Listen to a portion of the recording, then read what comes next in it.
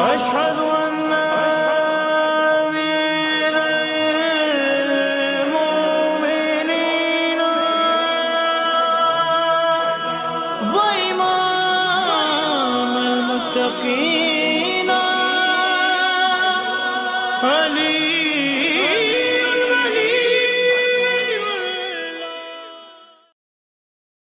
بسم اللہ الرحمن الرحیم۔ مرکز ولایت علی پاکستان سندھ کی جانب سے ایک نیا پروگرام کا آغاز ہو چکا ہے، حق کی آواز۔ حق یہی ہے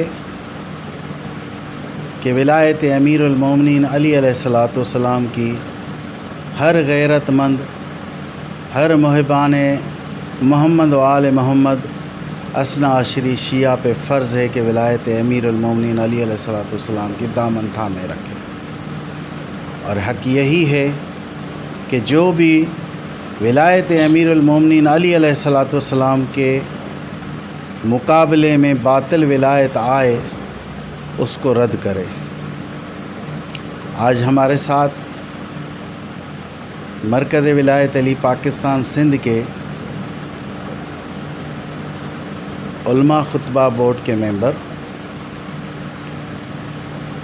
اور مرکز ولایت علی پاکستان سندھ کے جوائنٹ سیکریٹری علامہ عاشق علی خضری صاحب سے ان کے دولت کند پہ تشریف فرما ہیں۔ آج ہم تخلیق کے موضوع کے حوالے سے ان سے گفتگو کرتے ہیں۔ آئیے تو ہم ان سے۔ السلام علیکم یار۔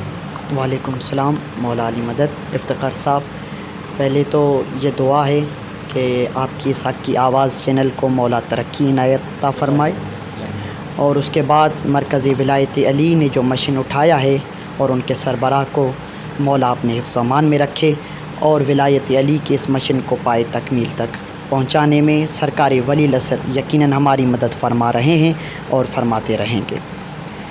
جیسے کہ آج کا عنوان آپ بتا ہی چکے ہیں کہ ہمیں تخلیق پر گفتگو کرنی ہے، تو عنوان کی ابتدا سے پہلے میں یہ عرض کرنا چاہتا ہوں کہ خالق کی مخلوق صفت بیان کر ہی نہیں سکتی۔ تو جب بھی ہم گفتگو کریں گے اور جہاں بھی گفتگو کریں گے، تو انسان جب گفتگو کرے گا تو وہ الفاظوں میں کرے گا، الفاظوں میں گفتگو کرے گا۔ تو اب الفاظ بھی ایک قسم کی مخلوق ہیں، اور جب یہ پیدا ہوئے تو وہ اپنے خالق کی صفت بیان کر نہیں سکتی، کیونکہ کوئی بھی جدید چیز قدیم کی تعریف بیان کرنے سے قاصر ہوتی ہے۔ تو آج کی جو تخلیق کی لغوی معنی اگر ہم نکالیں گے تو وہ خلق کی نکلے گی، اور تخلیق کو ہم انگریزی میں کریٹیوٹی کہتے ہیں۔ تو حاصل یہ ہے آج کی گفتگو کا کہ تخلیق ہے کیا۔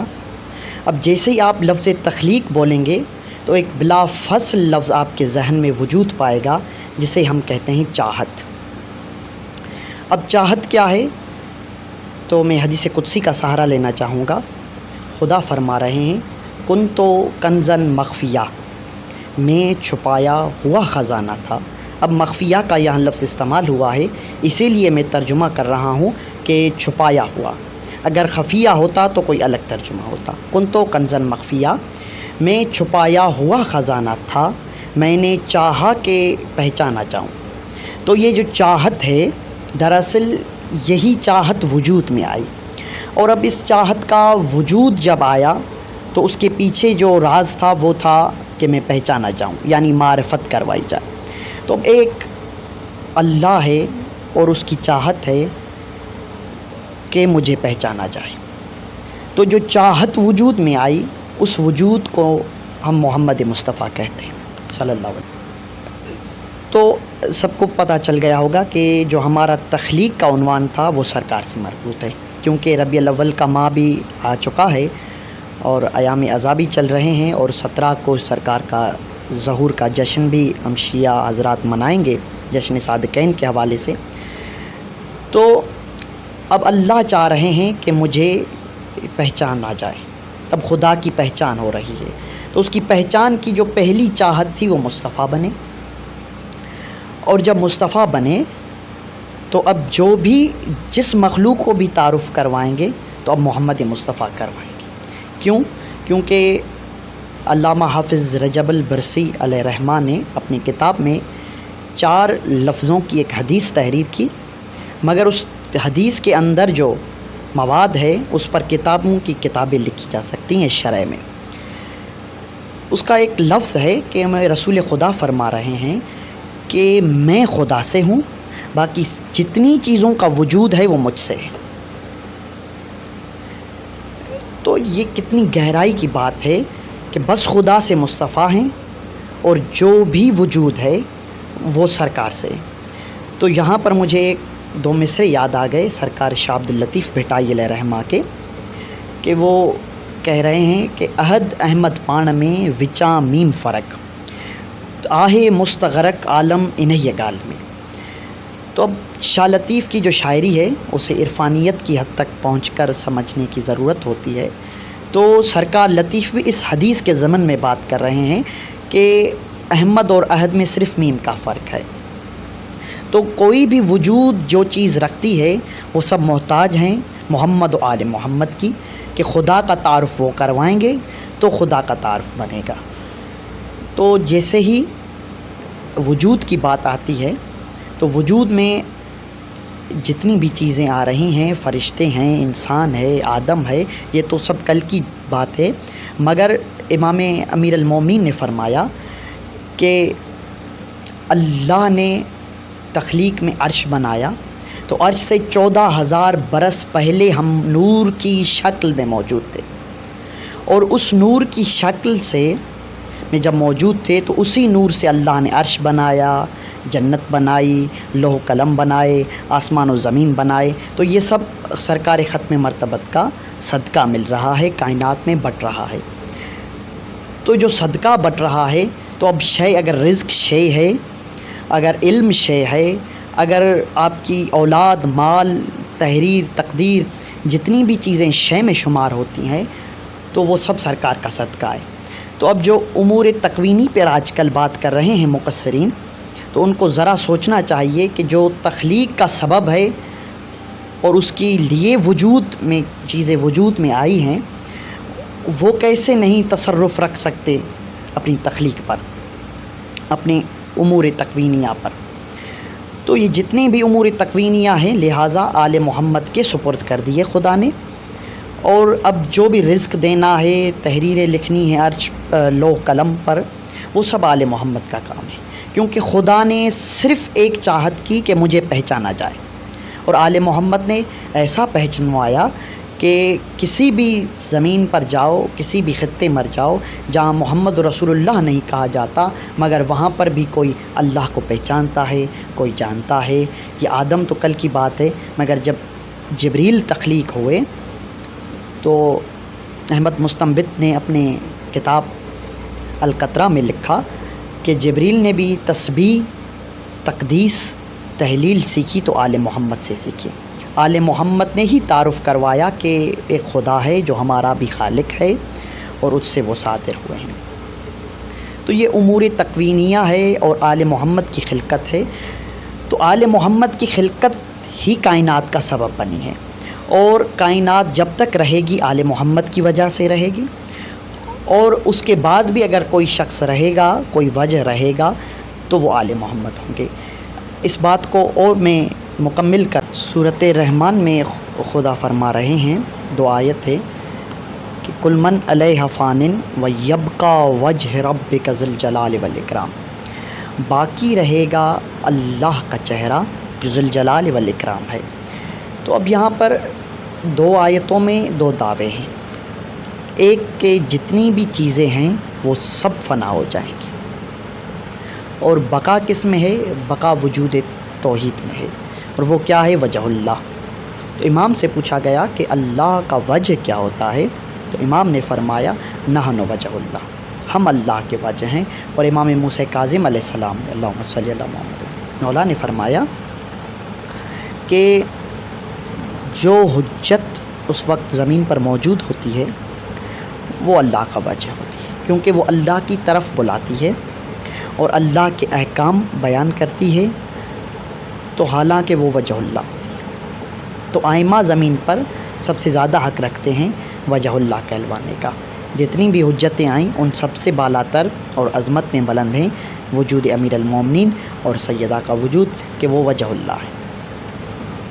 تو اب یہ وجہ اللہ ہو گئے، اب بقا ان کی سبب سے ہے اور فنا ان کی سبب سے، یعنی کائنات کی ابتدا بھی ان کی وجہ سے ہوئی اور انتہا بھی ان کی وجہ سے ہوئی۔ ابتدا ہوئی جو چاہت تھی محمد مصطفیٰ صلی اللہ علیہ وآلہ وسلم، اور انتہا بھی اسی گھرانے کے ایک محمد سے ہوگی، اللہم صلی، جو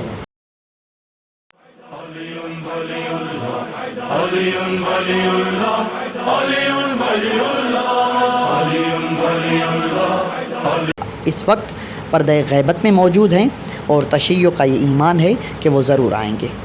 ہمیں غیبت میں بیٹھ کر دیکھ بھی رہے ہیں اور سن بھی رہے ہیں۔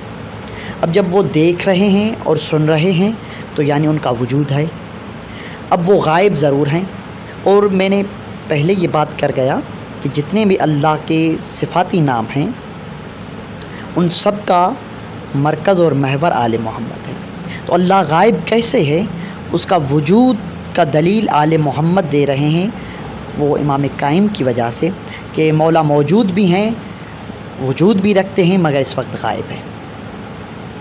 تو اس وجہ سے یہ غیبت کا جو پارٹ چلا، تو یہ اس وجہ سے چلا کہ اللہ کی اس صفت کو دلیل دینا ہے کہ اللہ غائب کیسے ہے۔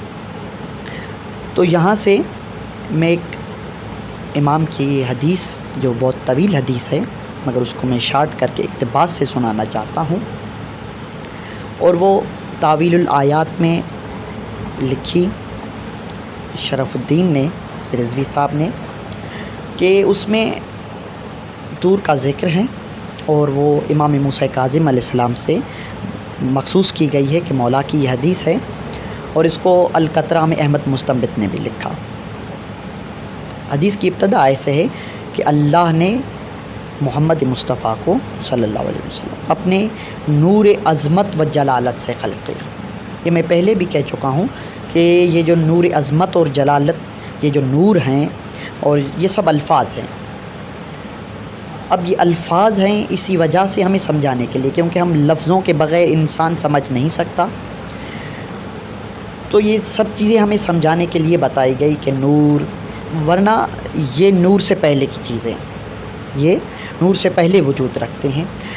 ابن شہید نے یہاں پر روک کے زیارت جامعہ کبیر کی شرح کا حوالہ دے رہا ہوں کہ ابن شہید نے اپنی 4 جلد میں یہ لکھا کہ آل محمد خصوصاً سرکار ختم مرتبت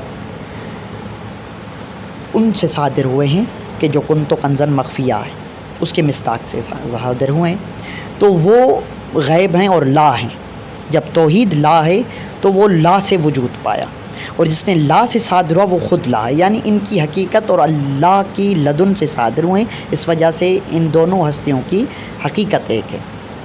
ٹھیک ہے، تو یہ نور اور یہ عرش، یہ فرش، یہ فرشتے، یہ کل کی چیزیں ہیں، یہ تو ہم آج دیکھ رہے ہیں کیونکہ ہم جدید ہیں اور وہ سب چیزیں قدیم ہیں۔ تو امام امیر المومنین علیہ السلام نے فرمایا کہ اللہ نے ہمیں خلق عرش سے 14,000 سال پہلے۔ اب عرش کیا ہے؟ عرش اپنے وجود میں ابتدائی مکان ہے، اگر ہم عرش سے نیچے آئیں گے تو ابتدائی مکان ہے، اگر ہم یہاں سے اوپر جائیں گے تو انتہائی مکان ہے، یعنی مکانیت کی آخری حد عرش ہے۔ تو اس وجود سے بھی 14,000 برس پہلے آل محمد کو نور کی شکل دی گئی۔ تو نور سے زیادہ اچھی چیز میرے خیال میں کوئی ہے نہیں، اس وجہ سے بار بار نور کا تذکرہ ہوتا ہے۔ تو حدیث یہاں سے میں کنٹینیو کرنا چاہ رہا ہوں جو امام سے مربوط ہے، ہمارے 7ویں امام سے، صلی اللہ محمد کہ اللہ نے نور عظمت و جلالت سے سرکار ختم مرتبت کو خلق کیا، اور اس عظمت اور جلالت کے نور کو پھر اللہ نے دو حصوں میں تقسیم کیا. ایک حصے کا نام محمد رکھا اور ایک حصے کا نام علی مرتضیٰ رکھا. یہ دونوں نور اپنی جگہ پر موجود رہے. اور جب حضرت موسیٰ بن عمران نے اللہ سے گزارش کی کہ مجھے اپنے رب سے ملاقات کرنی ہے، تو اللہ نے وہ نور ظاہر کیا. جب نور ظاہر کیا تو وہ نور برداشت نہ کر سکا اور وہ بے ہوش ہو گئے.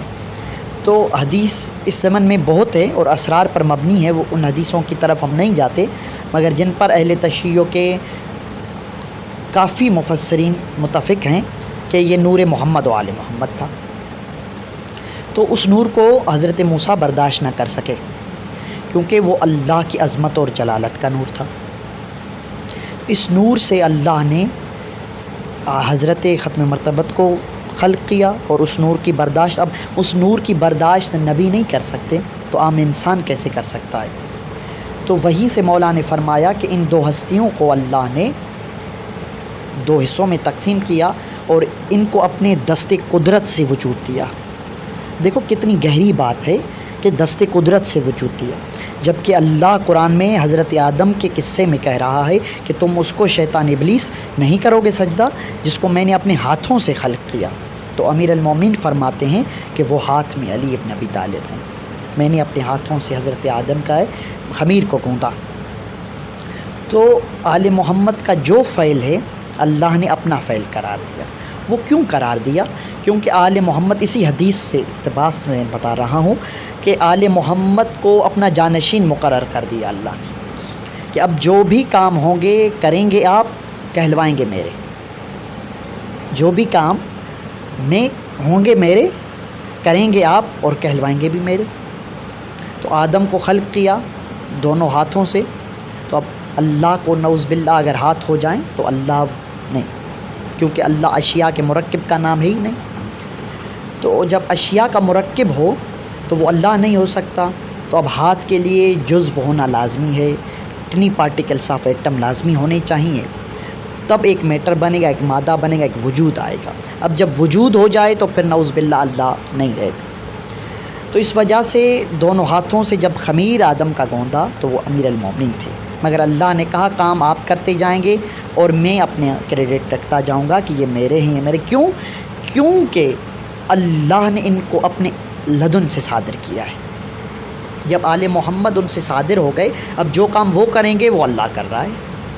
اسی لیے مولا امام موسیٰ کاظم علیہ السلام نے فرمایا اللہم صلی اللہ محمد و علی محمد کہ اللہ نے ان کو بہتر خلق کیا. مصور ہوئے. کیسے مصور ہوئے؟ کہ ان کی تصویر بنائی، اور جیسے ہی ان کی تصویر بنائی تو ان کو اپنی تصویر قرار دے دیا.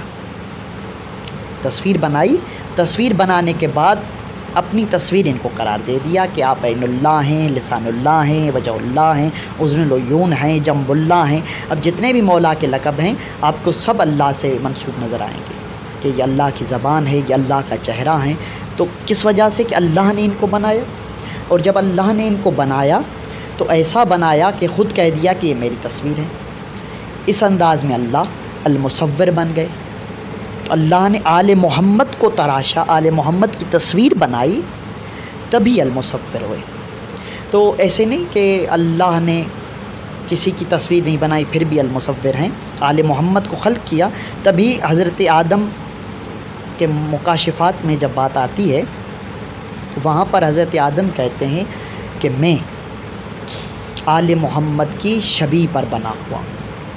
اور مختلف حدیث کی کتاب میں یہی بات آئی ہے کہ حضرت آدم کو آل محمد کی شبیہ بنا کر زمین پر اتارا گیا. تو ان کے عکس کا عکس رکھ کر حضرت آدم کو رکھا گیا اور پھر کہا گیا کہ اس کو سجدہ کریں جب میں اپنے روح سے روح پھونکوں. تو وہ روح کیا تھی؟ امام فرماتے ہیں کہ وہ اللہ کی روح آل محمد تھی.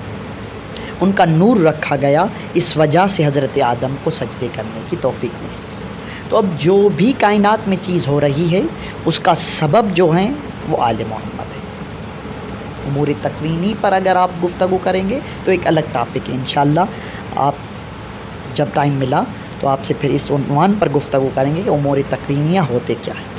خیر فی الحال تو جو ہمارا ٹاپک ہے کہ تخلیق، جنت بھی تخلیق ان کی وجہ سے، جہنم بھی ان کی وجہ سے تخلیق ہوا۔ اگر جنت ہے تو آل محمد کی وجہ سے ہے، اور جہنم ہے تو آل محمد کی وجہ سے۔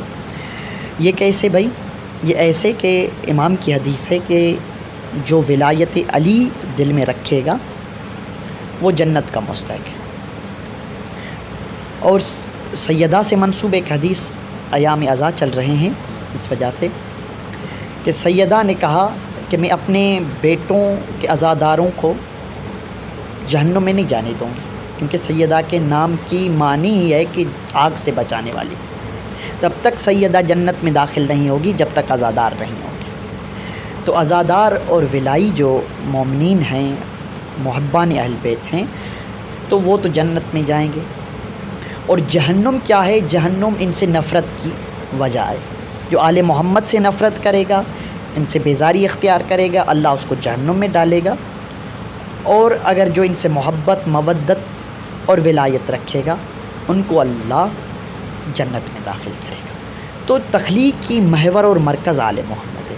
اب جس چیز کا وجود اس وقت ہے، اس چیز کا وجود آل محمد کی وجہ سے۔ اب تخلیق کی ابتدا کہاں سے ہوئی؟ کہ پہچانا جائے۔ اب اللہ کو کون پہچان سکتا ہے سوائے آل محمد کے؟ تو انہوں نے ہی راستہ بتایا کہ اپنے آپ کو پہچانا جائے۔ جب تک بندہ اپنے آپ کو ہی پہچان نہیں سکتا تو کیسے اللہ کو پہچانے گا، اپنے خدا کو کیسے پہچانے گا؟ تو ان سب چیزوں کو اکٹھا کر کے بس آل محمد کی معرفت ہی وہ معرفت ہے، معرفت بالنورانیہ، کہ جو ہم کو اللہ تک پہنچا سکتی ہے، کیونکہ اللہ تک کوئی پہنچ نہیں سکتا سوائے ان کے وسیلے کے۔ ان کو حبل اللہ بھی کہا گیا ہے، ان کو اللہ کی رسی، اللہ تک پہنچانے کی رسی کہا گیا، صراط مستقیم کہا گیا، اور بہت سارے نام ہیں امیر المومنین کے، جسے کہ اہل سنت کے علماء نے کہا کہ قرآن میں امیر المومنین کے 300 نام ہیں،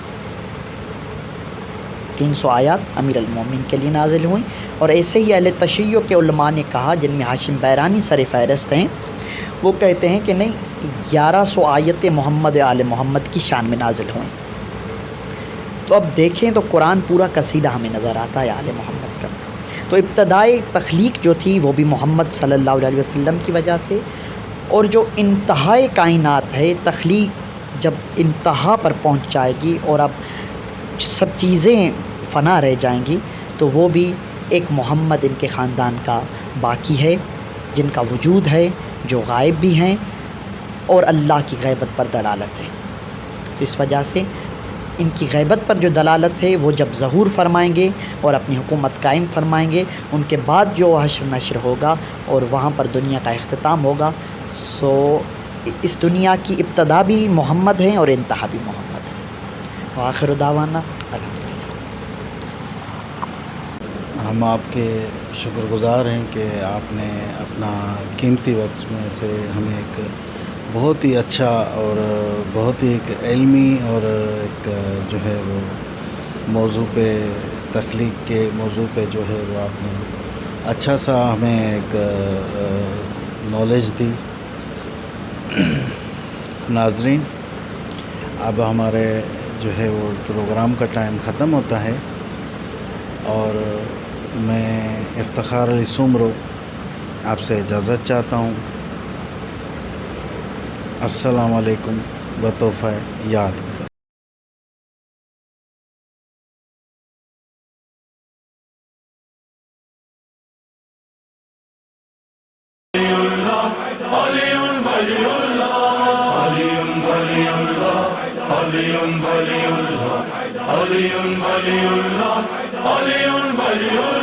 أشهد